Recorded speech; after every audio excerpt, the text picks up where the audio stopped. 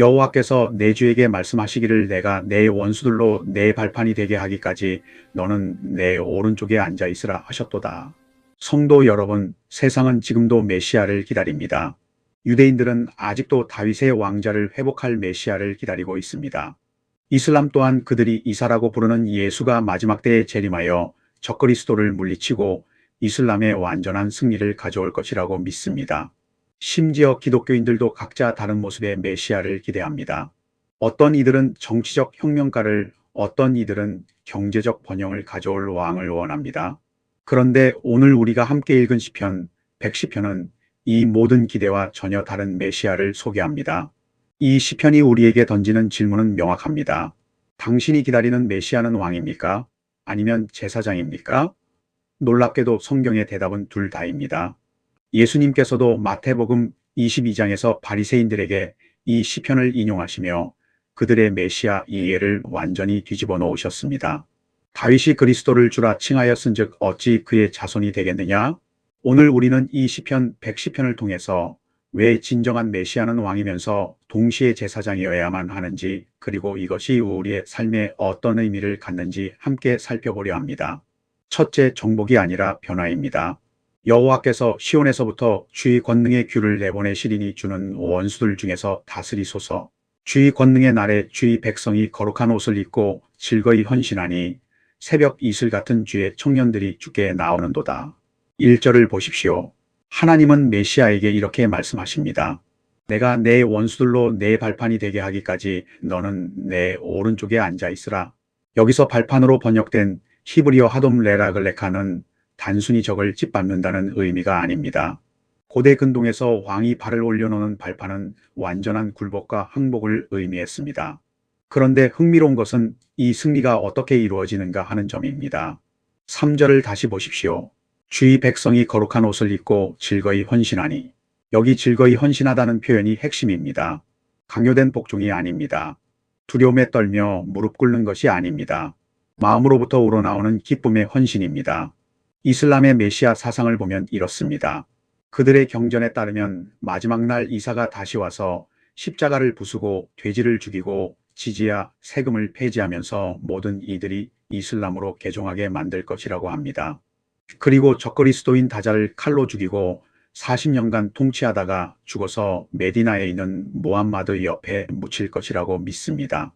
이것은 철저히 물리적 힘에 의한 정복, 칼과 권력에 의한 통치의 비전입니다. 하지만 시편 110편이 그리는 메시아의 승리는 전혀 다릅니다. 2절에서 권능의 귤라고 번역된 마태 우제카는 단순한 무력이 아니라 하나님의 주권적 능력을 의미합니다. 이 능력은 사람들의 마음을 변화시키는 능력입니다. 칼로 무릎을 꿇게 하는 것이 아니라 은혜로 마음을 녹이는 능력입니다. 새벽 이슬 같은 주의 청년들이라는 표현을 생각해 보십시오. 이슬은 고요히 부드럽게 그러나 확실하게 땅을 적십니다. 소리 없이 스며듭니다. 강제로 쏟아지는 폭우가 아닙니다. 메시아의 통치는 이와 같습니다. 조용하지만 확실하게, 부드럽지만 깊이 스며들어 사람들의 마음을 적시고 변화시킵니다. 그런데 이 승리가 얼마나 위대한지를 보여주는 놀라운 예언이 이사야 19장에 있습니다. 23에서 25절을 함께 보시겠습니까? 그날에 애굽에서 앗수르로 통하는 대로가 있어 앗수르 사람은 애굽으로 가겠고 애굽 사람은 앗수르로 갈 것이며 애굽 사람이 앗수르 사람과 함께 경배하리라. 그날에 이스라엘이 애굽 및 앗수르와 더불어 셋이 세계 중에 복이 되리니 이는 만군의 여호와께서 복을 주어 이르시되 내 백성 애굽이여 내 손으로 지은 앗수르여 내 기업 이스라엘이여 복이 있을지어다 하실 것임이라. 이것이 진정한 승리입니다. 시편 110편의 원수들을 발판 삼는 사건이 단순히 적을 짓밟는 것으로 끝나지 않습니다. 원수였던 애굽과 앗수르가 하나님께 굴복하여 이스라엘과 함께 예배하는 장면으로 이어집니다. 발판에서 대로로 짓밟힌 자리에서 함께 걷는 길로. 이것이 복음의 승리입니다. 사도 바울이 에베소서 2장에서 그는 우리의 화평이신지라 둘로 하나를 만드사 원수된 것 곧 중간에 막힌 담을 자기 육체로 허시고라고 선포한 것이 바로 이것입니다. 예수 그리스도는 원수를 죽이지 않으셨습니다. 원수를 형제로 만드셨습니다. 유대인과 이방인 사이에 막힌 담을 허물고 하나의 새 사람을 창조하셨습니다. 이것이 진정한 메시아의 통치입니다. 강요된 샤리아 법이 아닙니다. 두려움에 떨며 복종하는 백성이 아닙니다. 은혜에 감격하여 즐거이 헌신하는 백성들, 새벽 이슬처럼 신선하고 생명력 넘치는 세대들이 자발적으로 주님께 나아오는 것, 이것이 하나님 나라의 확장 방식입니다. 둘째, 희생을 통한 중보입니다. 여호와는 맹세하고 변하지 아니하시리라. 이르시기를 너는 멜기세덱의 서열을 따라 영원한 제사장이라 하셨도다. 이제 4절에서 놀라운 반전이 일어납니다. 지금까지 우리는 메시아를 왕으로 보았습니다. 하나님의 오른편에 앉아 계시고 원수들을 발판 삼으시는 강력한 통치자로 보았습니다. 그런데 갑자기 제사장이라는 단어가 등장합니다. 그것도 영원한 제사장입니다. 왕과 제사장의 결합. 이것은 이스라엘 역사에서 철저히 분리되어 있던 두 직분입니다. 왕은 다윗의 혈통에서, 제사장은 아론의 혈통에서 나왔습니다. 왕이 제사장의 일을 하려다가 하나님께 징계받은 사례들을 우리는 성경에서 여러 번 봅니다. 사울 왕이 그랬고 우시야 왕이 그랬습니다. 그런데 여기서 하나님은 맹세하십니다. 너는 멜기세덱의 서열을 따라 영원한 제사장이라. 멜기세덱은 누구입니까? 창세기 14장에 갑자기 등장했다가 사라지는 신비한 인물입니다. 그는 살렘 왕이면서 동시에 지극히 높으신 하나님의 제사장이었습니다. 아브라함보다 위대했고 아브라함이 그에게 11조를 드렸습니다. 그의 족보도 시작도 끝도 기록되지 않았습니다. 히브리서 기자는 이 멜기세덱을 예수 그리스도의 예표로 해석합니다. 레위 계통의 제사장직은 혈통에 따라 세습되었지만 멜기세덱의 제사장직은 무궁한 생명의 능력을 따른 것입니다. 레위 제사장들은 죽음으로 인해 항상 교체되어야 했지만 멜기세덱의 서열을 따르는 제사장은 영원히 계속됩니다. 그런데 왜 메시아는 왕이면서 동시에 제사장이어야 합니까? 이것이 핵심입니다. 이슬람의 메시아 사상은 여기서 결정적인 한계를 드러냅니다. 그들이 말하는 이사는 칼을 들고 와서 적을 죽이고 세상을 통치합니다. 하지만 그에게는 제사장직이 없습니다. 왜냐하면 이슬람에서 예수는 십자가에서 죽지 않았기 때문입니다. 이슬람은 예수가 십자가에 못 박히기 직전에 하늘로 올려졌고 유다나 다른 사람이 대신 십자가에 달렸다고 믿습니다. 따라서 십자가도 없고 부활도 없고 대속도 없습니다. 예수는 위대한 선지자일 뿐 죄를 위해 희생당한 제사장이 아닙니다. 하지만 성경이 선포하는 메시아는 반드시 제사장이어야 합니다. 왜냐하면 우리에게 필요한 것은 단순히 세상을 통치할 강력한 왕만이 아니기 때문입니다. 우리에게는 우리의 죄를 담당하고 하나님과 우리 사이를 중보할 제사장이 필요합니다. 제사장 없는 왕은 무서운 존재입니다. 그는 우리를 심판할 수는 있지만 구원할 수는 없습니다. 우리의 죄를 정죄할 수는 있지만 용서할 수는 없습니다. 율법을 집행할 수는 있지만 은혜를 베풀 수는 없습니다. 그래서 예수 그리스도는 왕이시면서 동시에 제사장이십니다. 왕으로서 세상을 통치하시지만 제사장으로서 먼저 자신의 피로 우리의 죄를 씻으셨습니다. 칼로 세상을 심판하기 전에 먼저 십자가에서 자신의 몸을 찢으셨습니다. 우리를 정죄하러 오시기 전에 먼저 우리를 대신해 정죄를 받으셨습니다. 히브리서 7장 25절이 이렇게 선포합니다. 그러므로 자기를 힘입어 하나님께 나아가는 자들을 온전히 구원하실 수 있으니 이는 그가 항상 살아계셔서 그들을 위하여 간구하심이라. 이것이 멜기세덱의 서열을 따르는 영원한 제사장의 사역입니다. 멜기세덱이 아브라함에게 떡과 포도주를 가져왔던 것처럼 예수님도 우리에게 자신의 살과 피를 떡과 포도주로 주셨습니다. 이것은 너희를 위하여 주는 내 몸이라. 이것은 죄 사함을 얻게 하려고 많은 사람을 위하여 흘리는 바 나의 피 곧 언약의 피라. 이것이 복음의 유일성입니다. 세상의 모든 종교가 강력한 정복자를 꿈꿀 때 오직 기독교만이 자신을 희생한 제사장의 소왕을 선포합니다. 세상의 모든 메시아 사상이 적을 무찌를 칼을 기대할 때 오직 예수 그리스도만이 우리를 위해 십자가를 지셨습니다.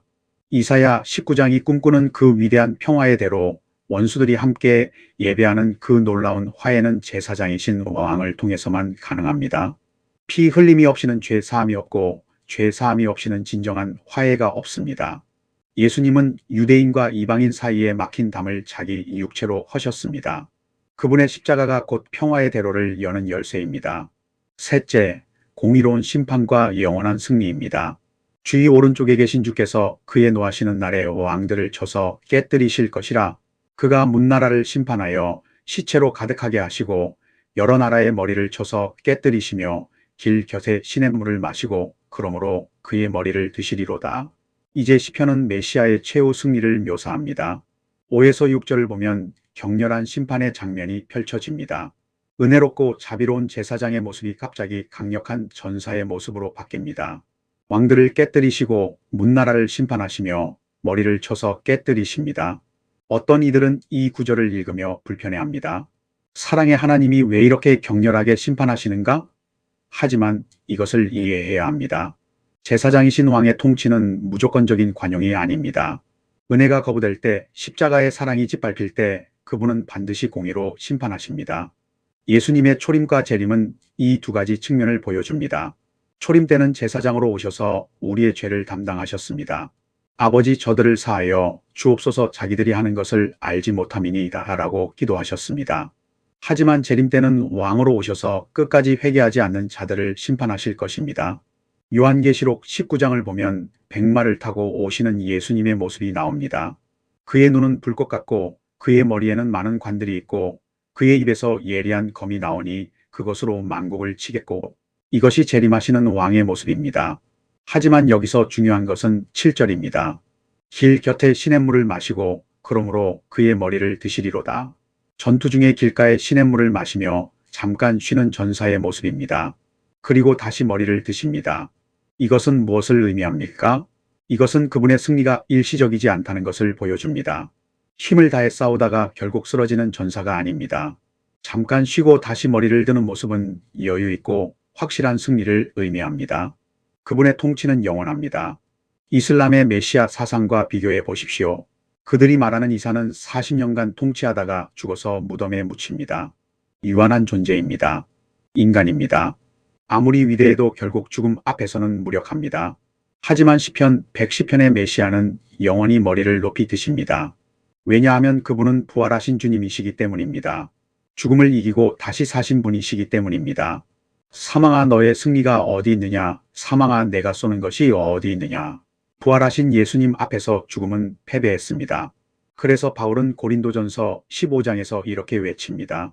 그가 모든 원수를 그 발 아래에 둘 때까지 반드시 왕노릇 하시리니 맨 나중에 멸망받을 원수는 사망이니라. 이것이 시편 110편 1절의 성취입니다. 모든 원수를 발판으로 삼으시되 마지막 원수인 사망까지도 발판으로 삼으십니다. 요한계시록 1장에서 부활하신 예수님이 요한에게 나타나 말씀하십니다. 두려워하지 말라 나는 처음이요 마지막이니 곧 살아있는 자라. 내가 전에 죽었었노라 볼지어다 이제 세세토록 살아있어 사망과 음부의 열쇠를 가졌노니. 이것이 영원히 머리를 드시는 메시아의 선포입니다. 사랑하는 성도 여러분, 오늘 우리는 시편 110편을 통해 진정한 메시아를 만났습니다. 그분은 단순히 강력한 정복자가 아닙니다. 그분은 먼저 우리의 죄를 위해 자신을 희생한 제사장이시며 동시에 모든 것을 다스리시는 영원한 왕이십니다. 세상은 여전히 다양한 메시아를 꿈꿉니다. 어떤 이들은 정치적 혁명가를 원합니다. 어떤 이들은 경제적 번영을 가져다 줄 지도자를 기대합니다. 이슬람은 칼로 세상을 정복할 전사를 기다립니다. 하지만 그 모든 메시아 사상의 한계는 동일합니다. 그들에게는 제사장이 없습니다. 희생이 없습니다. 대속이 없습니다.